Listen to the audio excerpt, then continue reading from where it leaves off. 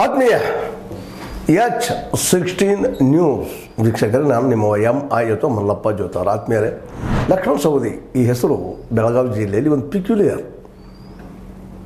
ಕಾರ್ಯಪರ, ಜನರೊಂದಿಗೆ ಬೆರೆಯುವ, ಭೇಟಿಯಾಗುವ, ತನ್ನ ವ್ಯಕ್ತಿತ್ವವನ್ನು ಬೆಳೆಸಿಕೊಳ್ಳುವ, ಎಲ್ಲೇ ಇದ್ದರೂ ಆಕರ್ಷಣೀಯವಾಗಿ ಜನಮನ ಗೆಲ್ಲುವ ವ್ಯಕ್ತಿಯು. ಮತ್ತು ವಿಶೇಷವಾಗಿ ಉಳಿದ ರಾಜಕಾರಣಿಗಳಂತೆ ತಪ್ಪು ಒಪ್ಪು ಇರೋ ಆ ಮಾತು ಬೇರೆ. ಆದರೂ ಅದರಲ್ಲೂ ವಿಶೇಷ ಭೇಟಿಯಾಡುವ ನಮ್ಮ ಬಕಪಕ್ಷಿಯಂಗಿದ್ದಂಥವ್ರು ಯಾವಾಗಲೂ ಮೌನವಾಗಿರ್ತಾರಪ್ಪ ಅಂತಂದ್ರೆ ಅದೇನೋ ಮಾಡ್ತಾ ಇರ್ತಾರ ಅಂತ ಇದ್ರ ಅರ್ಥ. ಈಗ ನೋಡ್ರಿ, ಸುರ್ಜೇವಾಲಾ ಅವರು ಕರೆಸಿದಾರ, ಇವ್ರನ್ನ ಅಭಿಪ್ರಾಯ ಕೇಳಿದಾರ. ಒಂದು ಸ್ವಲ್ಪ ಆದರೂ ಕಂಪ್ಲೇಂಟ್ ಮಾಡಬೇಕಲ್ಲ ಎಲ್ಲಾದರೂ? ಇಲ್ಲ, ನೋ ಕಂಪ್ಲೇಂಟ್ಸ್ ಅಗೇನ್ಸ್ಟ್ ಮಿನಿಸ್ಟರ್ಸ್. ಸ್ಪಷ್ಟವಾಗಿ ಇದು ಒಂದು ರಾಜಕೀಯ ತಂತ್ರನರಿ ಜೊತೆಗೆ ಇದ್ದುಕೊಂಡ್ರೆ ಹೇಗೆ ಬದುಕಿ ಸರಿಸಬೇಕು ಅನ್ನುವಂಥದ್ದು.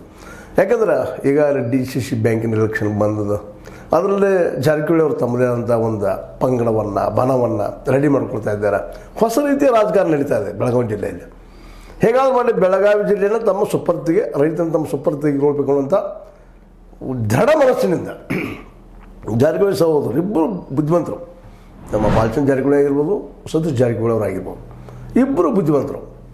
ಅವರು ಒಂದು ನಡೆ ಇಟ್ಟುಕೊಂಡು ಪಕ್ಷಾತೀತವಾಗಿ, ಭಾಳ ಬ್ಯೂಟಿಫುಲ್ ವರ್ಡ್, ಪಕ್ಷ ನಮಗಿಲ್ಲಪ್ಪ ಇಲ್ಲ, ಮುಖ್ಯ ಏನಪ್ಪ ಅಧಿಕಾರ ಅನ್ನುವಂಥ ಒಂದು ಧ್ಯೇಯವನ್ನು ಇಟ್ಕೊಂಡು ಹೊರಟಿದ್ದಾರೆ. ಅಂಥ ಸಂದರ್ಭದಲ್ಲಿ ಇವರು ಪ್ರಶ್ನೆ ಮಾಡಿದಾಗ ನಮ್ಮ ಮಿನಿಸ್ಟ್ರದೇನು ಕಂಪ್ಲೇಂಟ್ಸ್ ಇಲ್ಲ. ರಾಜು ಕಾಗೆ ಅವರು ಕಂಪ್ಲೇಂಟ್ಸ್ ಮಾಡಿದ್ದರು, ನಿಮಗೆ ಗೊತ್ತಿಲ್ಲ. ಎಲ್ಲರಿಗೆ ಬಂದರು, ನಮಸ್ಕಾರ ಮಾಡೋದಿಲ್ಲ ರೀ ಅನ್ನುವಂಥದ್ದು ಏನು ಕೊಟ್ಟು ಯಾರು ಉಳಿದುಕೊಟ್ರು ಗೊತ್ತಿಲ್ಲ, ಕೊಟ್ಟಿದ್ದೇನು ಸುಳ್ಳಲ್ಲ.